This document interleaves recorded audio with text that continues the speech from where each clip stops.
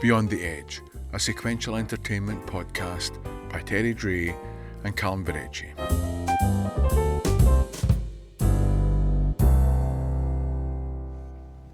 You've been awful quiet since we took off, Jasper. Anything wrong? I don't know. I'm just feeling that I'm missing out on things, you know? Like life is just passing me by. I feel my life's lacking excitement. What, being a pilot of an Airbus 380-800, the largest passenger plane in the world, not exciting enough for you? It's not that. I'm just, you know...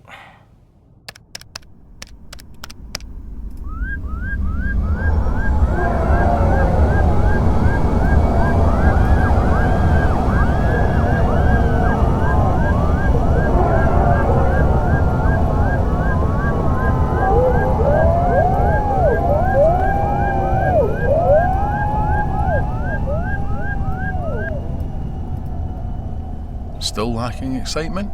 Nope. That'll do. Coffee? No, I'm trying to cut back on my caffeine intake.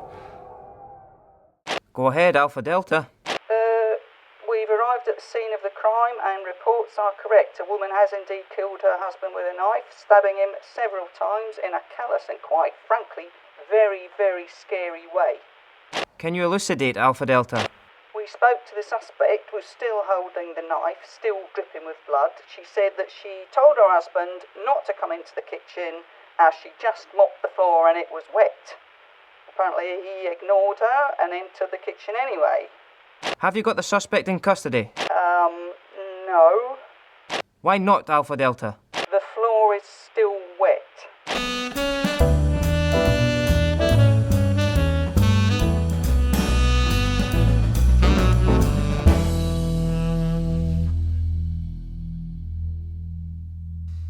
Hello and welcome back to Frugal Camping with me, Tam the Frugal Camper. This week I'm in one of Scotland's iconic sites, Glencoe. Now I've parked my camper van at the start of this magnificent valley, or Glen as we like to call them here in Scotland. I'm looking west down this stunning landscape towards the pass of Glencoe. The road nestles between two mountain ranges, possibly formed during the last ice age when a giant glacier scoured the land. I can see the remnants of that by the giant rocks that were dragged along the base of the glacier, leaving huge long scratches in the landscape. Then they were just deposited. I just wish you could see it. It's stunning. Oh, blood. Oh, no, again. The midges again. Right, I've parked up and I've already got my stove lit and a pot of water on the go, and I'm going to have a wee snack of wild food that I picked already. Some wonderful green shoots from the... Oh, I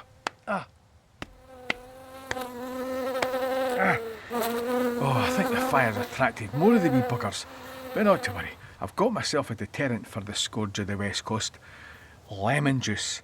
Aye, I was talking to an old codger back there at Tyndrum, and he recommended that I coat myself with lemon juice with several lemons. The midges don't like lemon juice apparently, so that's what I've got here. I have 5 gallons of high-grade concentrated catering lemon juice, and I'm stripped to the waist, so here goes. I don't fancy the chances of those little devils now, eh? Oh, for the love of... Oh, it stings. I don't know what's worse, the sting of the lemon juice or the sting of the midges. Oh, ow, the midges are coming. They're swarming. I think they're attracted to the lemon juice. It's like they've phoned all their pals. More bubbly, darling? Oh, lovely. Did you hear about Tamara? No. What is she doing these days? She's directing a play at the Fringe this year. Is she?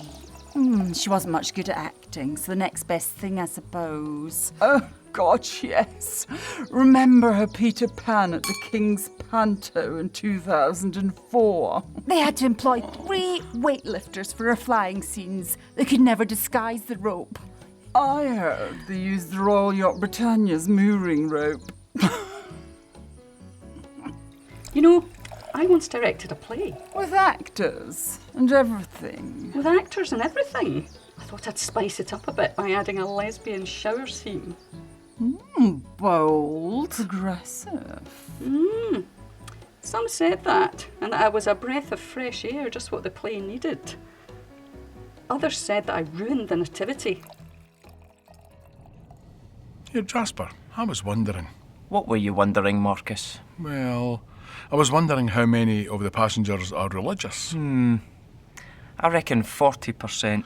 I'd say a little higher, 70, maybe 80%.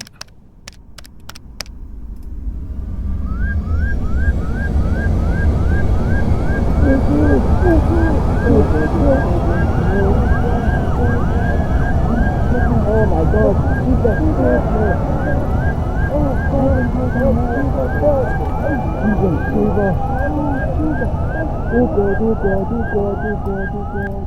I'd say that was 80%, wouldn't you? Aye, I agree. 80% it is. Coffee? Nah, I'm trying to cut back on my caffeine intake.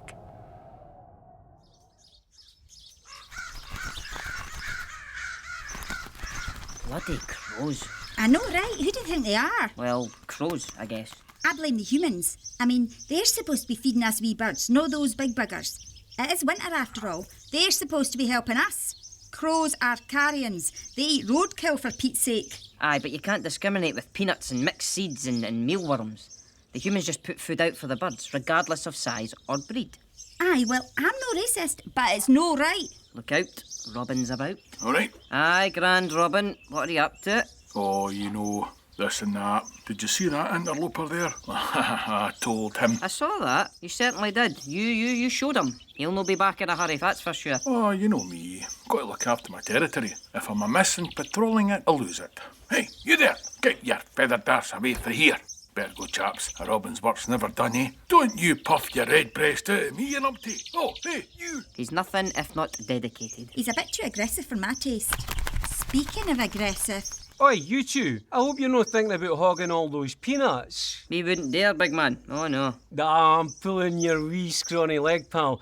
I see the crows were trying to get our scran again. Aye, but they're too stupid.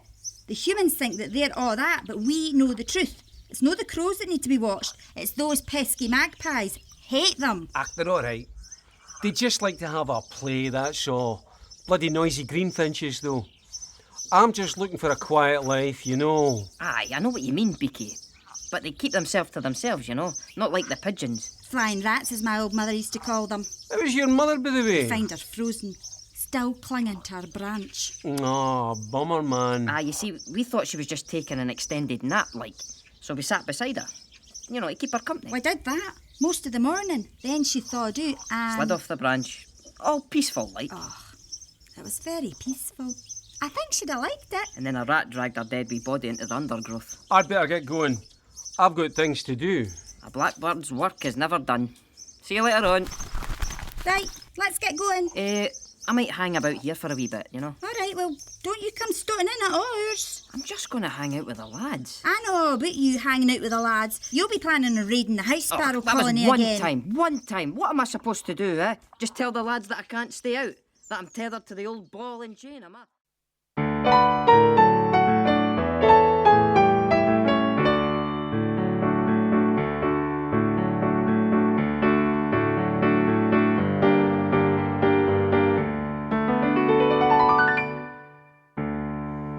Welcome to the Keep Fit Guru podcast.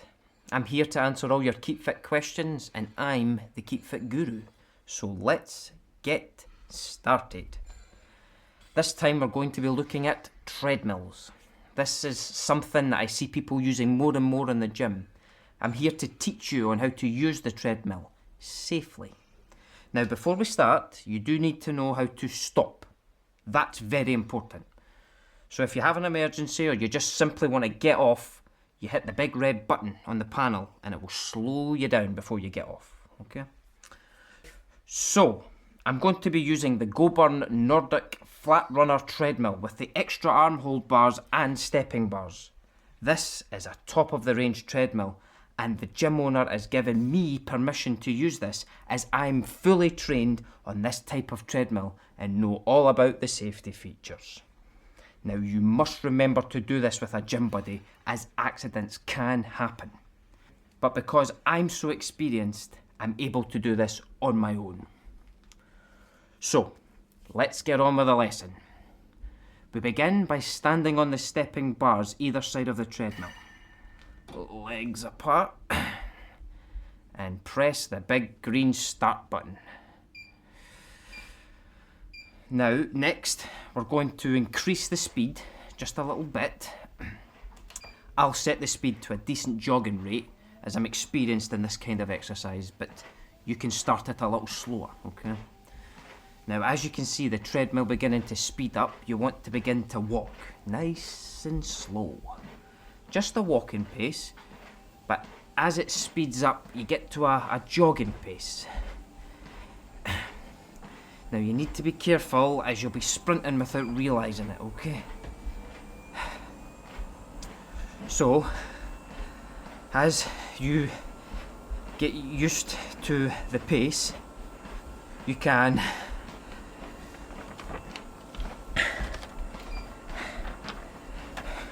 if you find it's a little too fast, you can just adjust the speed, but don't grab onto the extra hold arm bars, as this will give you a false sense of security. I can't seem to stop it. It's smoking. It's that smoke, isn't that smoke? That's smoking. I'm hitting the big red button, but nothing's happening. Can anyone help? I can't stop. I can't stop. The extra hold arm bars have come off. I'm trapped under the running mat. Help! Help! Anyone? I'm passing out. I'm passing out. All I can see is a big white light. I can't see. The sweat's in my eyes. I'm blind. Oh my God, I'm blind. Oh dear. I should have had a gym buddy.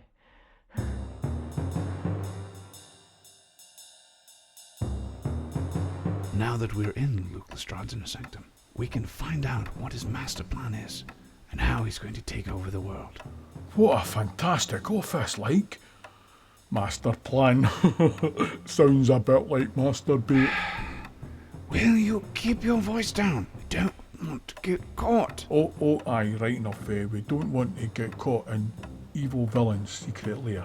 That would be, like, the worst thing that could happen. Although, I'm sure that the worst thing that could happen is being electrocuted in the bath. That happened to a good friend of mine. Stop. Oh, will you just stop? If you don't, I will shoot you. Oh, alright. No, I can stop. That's the easy part, eh? Well, I say easy, but here, that painting and that bearded hipster guy, he keeps following me and watching me. It's an optical illusion. That bearded hipster guy, as you so quaintly put it, is the fiendishly evil villain, Luke Lestrade. Doesn't look that evil. He looks like my Uncle Jim from Bruntsfield. Although he's not my real uncle. He's just a friend of the family. Well, I say friend of the family, but really he was married to my mum's best friend, who lived in the same stairs. We were on the 3rd floor and they were on the top floor. We used to call her Auntie till she and my mum had a falling out over something. I think it was to do with borrowed sliced bread or something like that. Ah, that's my shoulder. I did warn you that I would shoot you. No, okay, you did. I'll give you that. You gave me fair warning. Sir, can you just concentrate on finding the evil villain's plans? Aye, okay, I'll look for the evil villain's plans. Here, Big Iain, is this what you're looking for? Yes. Where did you find it? Easy peasy, man. It was behind the painting of that Luke Skywalker guy. Luke Lestrade, you imbecile.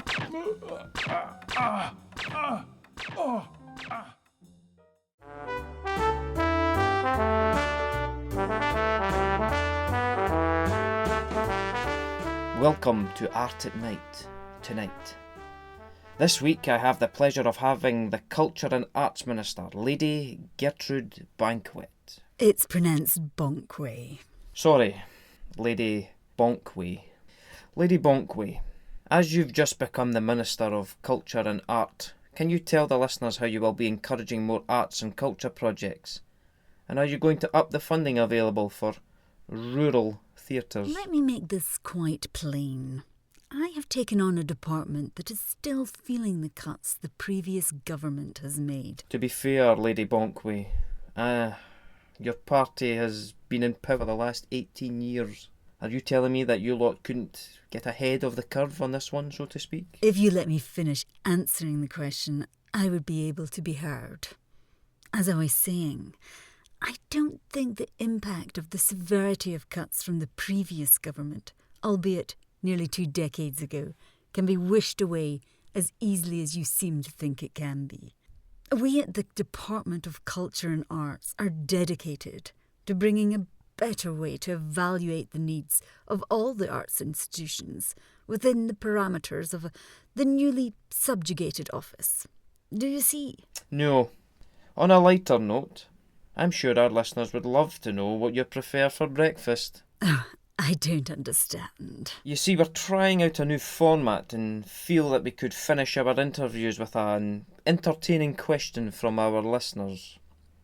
This one here was sent in by Samuel Jackson, no relation, who set the question. So, what is your preferred breakfast meal? Well, I have to say, I think having a meal at breakfast time is essential for a fit and healthy body. And if you're lucky enough to be able to have the time to sit and enjoy your food, you should. And I want to give a big thank you to all those frontline workers, like our safety marshals, up and down the country, making sure that our food stores are protected from the rioters and looters. It's a disturbing image, but can I get back to the original question? What is your favourite breakfast meal? Now, you see, the breakfast is a particularly favourite meal, although it's just as important as lunch, dinner, tea and supper. Myself and my parliamentary colleagues wouldn't like to single out any time of the day for eating. We are a party of inclusivity, after all. Fascinating. I'm just trying to ascertain what you like to eat for breakfast. Is it cereal, for example? Now, cereal is a fine start to any working day. Or, if you're unfortunate not to be working, it's still a fine start to the day. A cooked breakfast, then? Sausage, bacon, potato scone? A good cooked breakfast. So, it's a cooked breakfast. Now, don't put words in my mouth. And if you'd let me finish making my point, I think you'd find that I don't particularly advocate one thing or another. I simply need to be heard on the subject that is being discussed at this moment in time. Well, thank you, Lady Gertrude Bonkway. Unfortunately, and as usual, we have ran right out of time. Join me next time on Art at Night, tonight, where I'll be talking to someone I'm not particularly interested in. From me, live in the studio. Good night.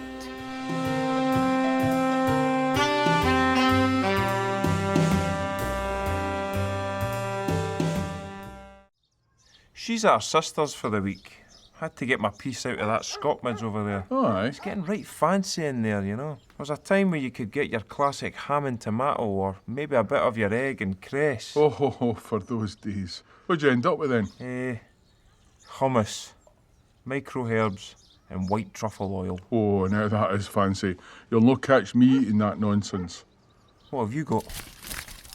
Oh, looks like last night's leftover mince and tatties. She's out dinner sale this time. Oh, certainly sounds like it. What's the world coming to? What's wrong with just a doorstop with cheese and tomato? Swaps. Brown sauce? Aye, brown sauce. Oh, go on then. Papa? Mm-hmm. Could you help me with my homework? Of course, son. What do you want to know? What's the basics of photosynthesis? Oh, don't know that one. Papa, when did Gutenberg invent the printing press? Was it 1448 or 1500?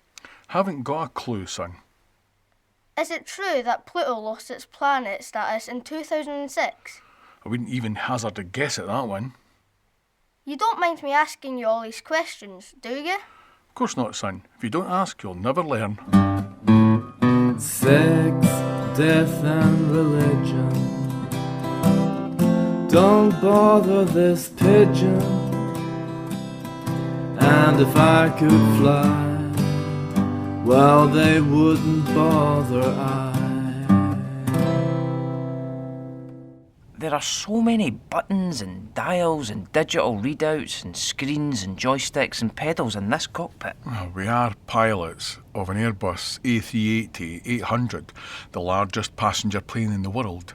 It needs a lot of buttons and dials and screens and that just to keep it in the air. Aye, I know that. I did the course. I've got the certificate. But have you never wondered...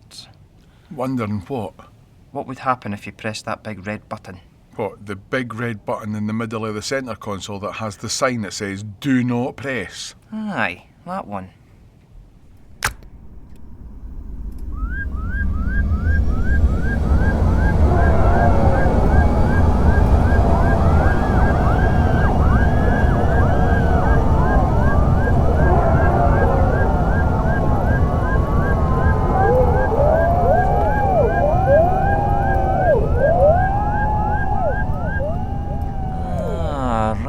Well, that solves that puzzle. Coffee? No, I'm trying to cut back on my caffeine intake.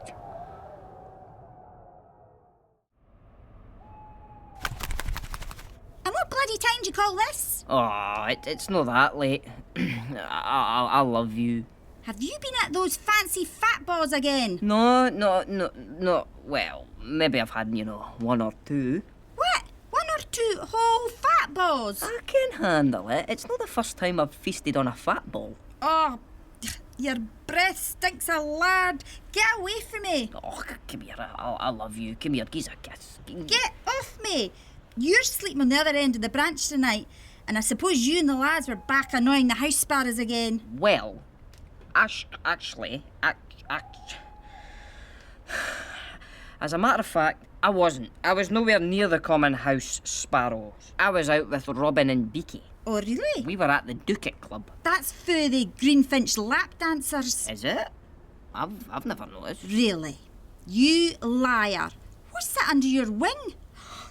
It's a green feather. Oh, but love, I can explain. You've had a private lap dance with one of those floozy green finches, haven't you?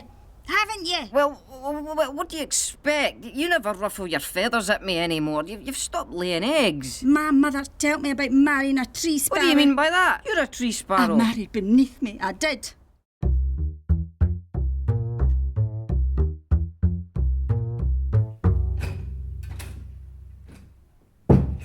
Right then, Sergeant. What have we got here then? Well, boss, we've got multiple victims here. All have several stab wounds in the chest. I've got Sokol going over the scene, but I'm not confident they'll pull any evidence to say what happened here. It seems to me that there is a serial killer on the loose, and these poor souls have fell foul of his deadly deeds. It's a right mystery, boss, and no mistake. It's a Satanist group, Sergeant, and this was a satanic ritual to call on the Antichrist, Lucifer himself, to be called into existence and change the world. How could you possibly know that, boss? Easy. They're all wearing black and red gowns, a ram's head is on the wall there, we're standing in a pentagram painted on the floor, and there's several black candles dotted around the room. Then there's the ceremonial ritual dagger lying on the floor next to who I presume is the leader, not to mention the huge mural on the wall that reads, "We call upon the Antichrist Lucifer to rise and change the world." But to no avail, as all 20 members are dead and the world hasn't changed. You're so competent. And that's why I'm DCI in charge of the Competent Detective Squad, and you're just a sergeant. Sergeant.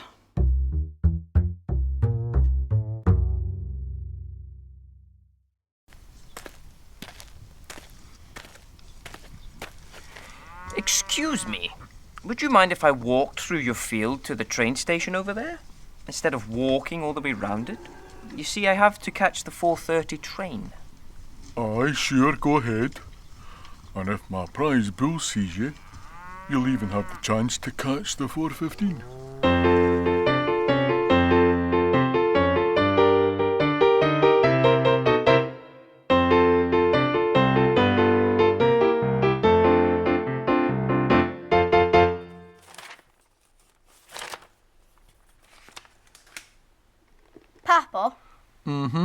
I wish we had superpowers. Oh, why is that, son?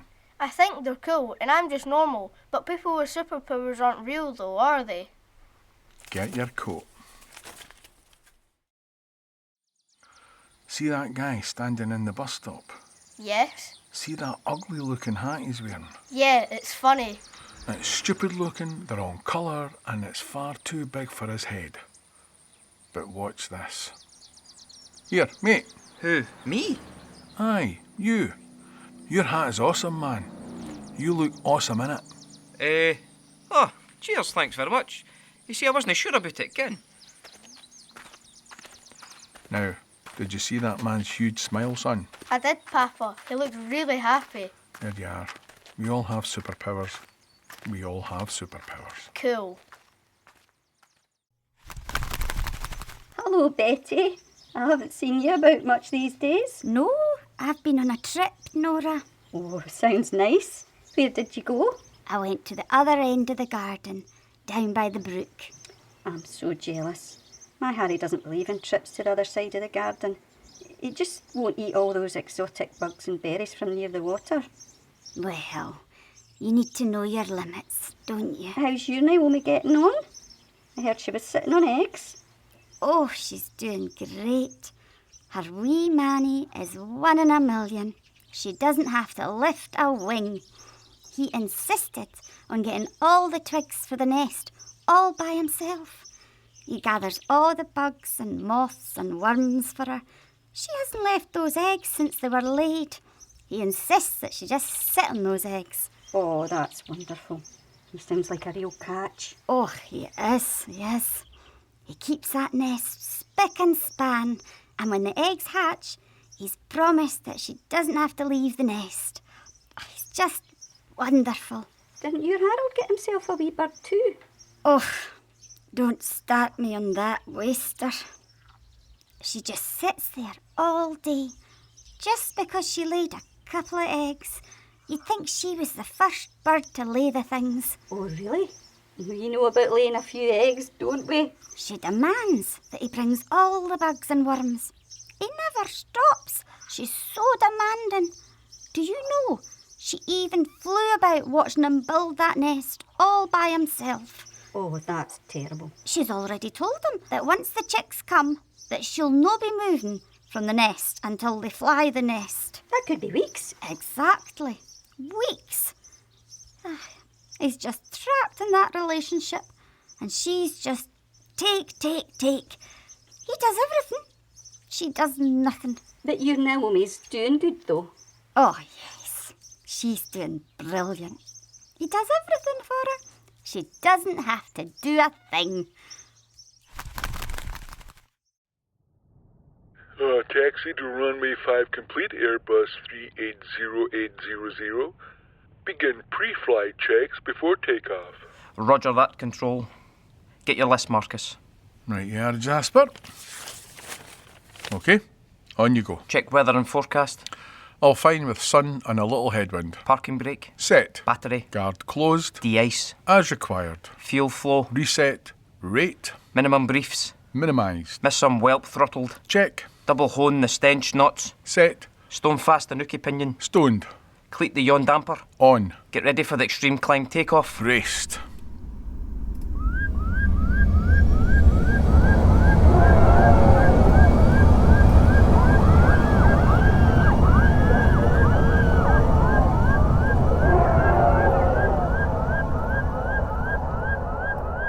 Positive rate of climb. Gear up. Stow and double cleat the ample stash. Check. Coffee? No, try to cut back on my caffeine intake.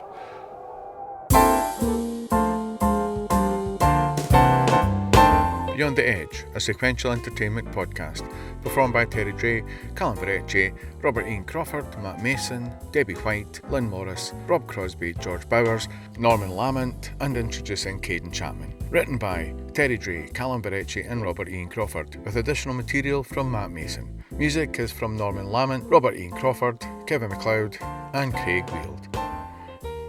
It is an Edge of the World production, produced by Terry Dray and Calum Verrecchia.